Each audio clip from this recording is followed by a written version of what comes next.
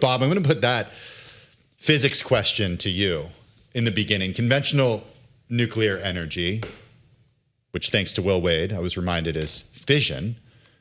Non-conventional, like you're working on, is fusion. Explain the difference in, layperson's terms. Maybe we took physics 25 years ago.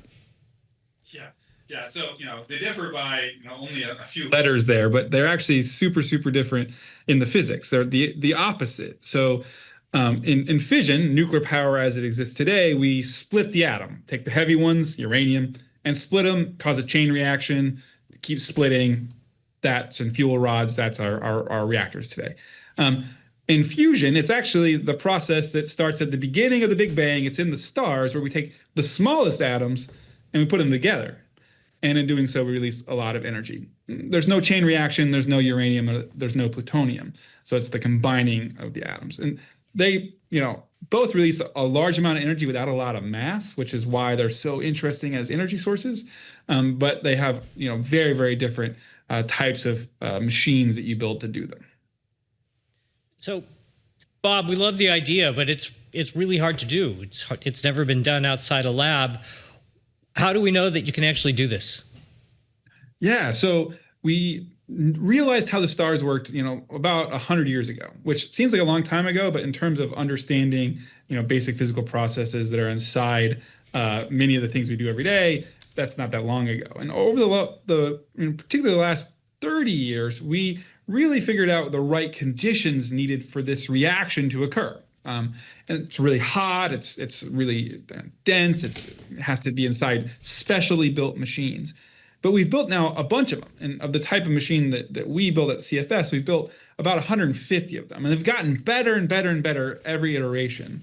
And the science of how these work, we've studied it at national labs and universities. And that's gotten more and more precise. And just about 3 years ago, we had the first time on Earth where humans actually created the conditions where more power came from the reaction than it took to start it up. There's a big laser in California called NIFT. So we've now had that proof of principle, not really in a way that you make a power plant, but the right physical reaction on top of this march forward in the science. And so that gives people confidence, including us and our investors.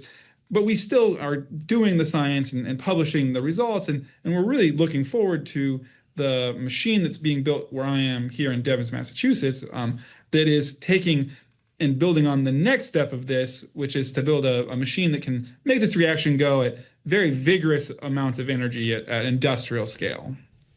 Bob, you've now raised about $4 billion, including $1 billion recently. Where's all this money actually going, and how much more of it do you think that you need before you're producing power?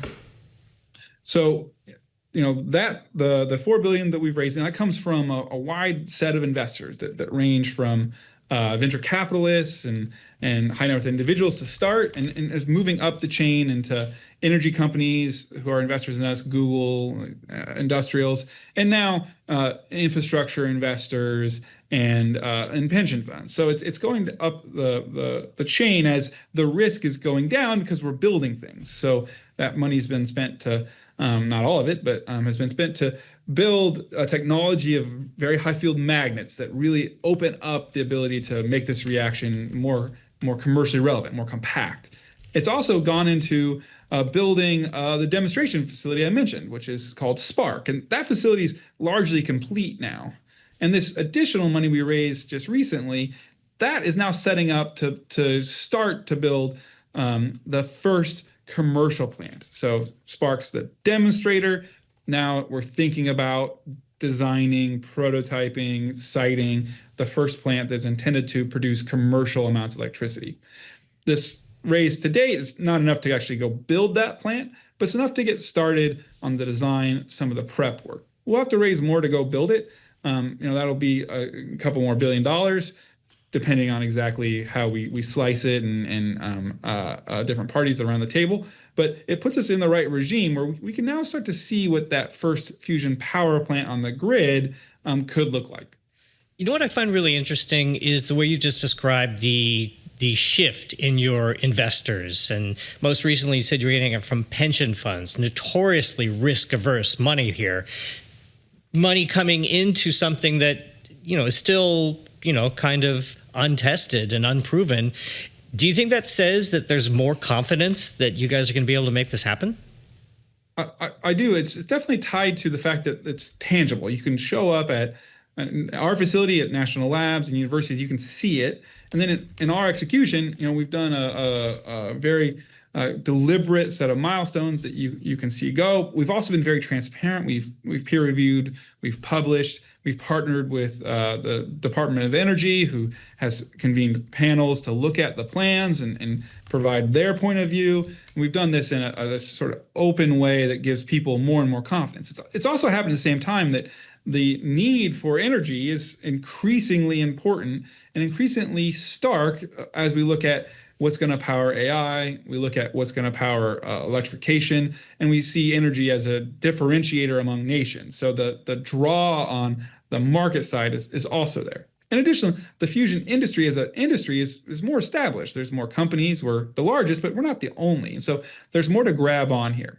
At the same time, we have existence proofs now where investments in what were at the time somewhat, sort of areas that governments played in alone. Well, these early path breakers like SpaceX going from government rockets to private rockets, that's been lucrative. That's been a good investment for long hold, deep capital to put us a piece of it into that. And you can see that in some of the pension funds exposure long term to SpaceX and the IPO.